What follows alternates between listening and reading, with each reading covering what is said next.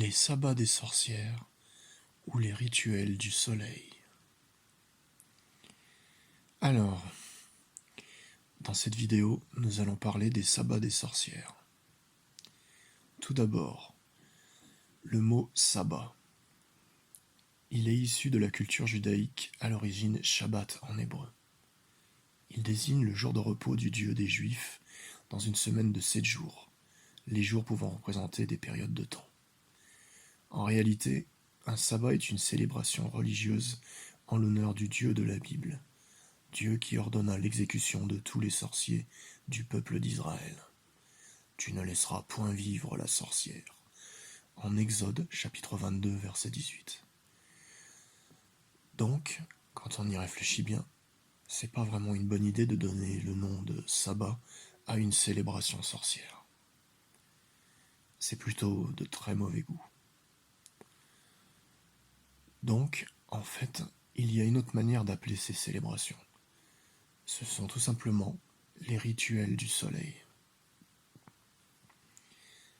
Ces rituels sont des célébrations de la vie qui est nourrie et emportée par l'influence du soleil et rythmée par son cycle saisonnal.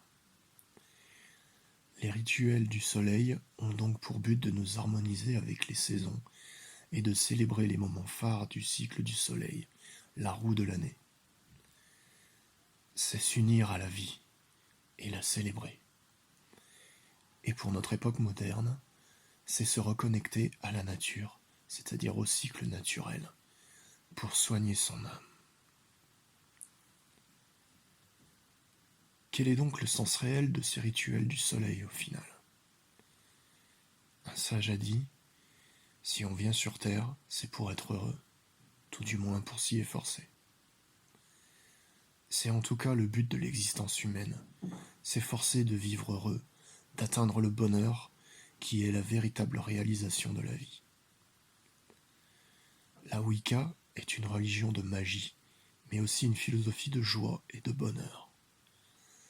C'est pour cela que dans la Wicca, on veille à s'assurer le bien pour nous, mais aussi pour les autres. Voyons à présent la symbolique de ce cycle de célébration au cours de l'année. Les rituels du soleil de la Wicca retracent le cycle d'une vie à travers le cycle de l'année. Du printemps qui représente l'enfance, à l'hiver qui représente la mort. L'équinoxe de printemps représente la naissance. Et depuis l'équinoxe de printemps, nous grandissons avec enthousiasme durant notre enfance, dans la confiance d'un avenir heureux, que nous atteignons au solstice d'été dans une grande célébration.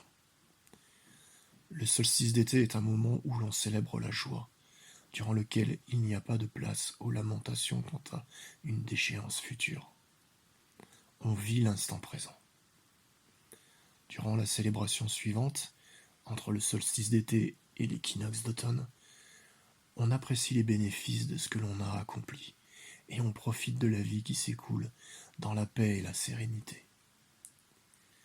À l'équinoxe d'automne, on accueille la paix d'un coucher de soleil après une journée sous les bénédictions de la déesse et du dieu. Durant les 3 prochaines célébrations, jusqu'à l'équinoxe de printemps, nous sommes à l'arrêt, nous nous reposons et nous ouvrons les yeux sur la période à venir qui commencera à l'équinoxe de printemps. Donc, comme vous l'aurez compris, on célèbre la vie sous les bénédictions de nos créateurs, la déesse et le dieu. On vit joyeusement, accompagnés par eux. Si tous les humains se placent sous leurs ailes protectrices, la paix, l'harmonie, la prospérité et la pérennité de l'espèce humaine est assurée. Mère Lune et Père Soleil soient bénis pour leur amour et leur magie merveilleuse. Vous retrouverez cet enseignement et bien plus encore sur le site web lawicca.org. Bénédictions à tous.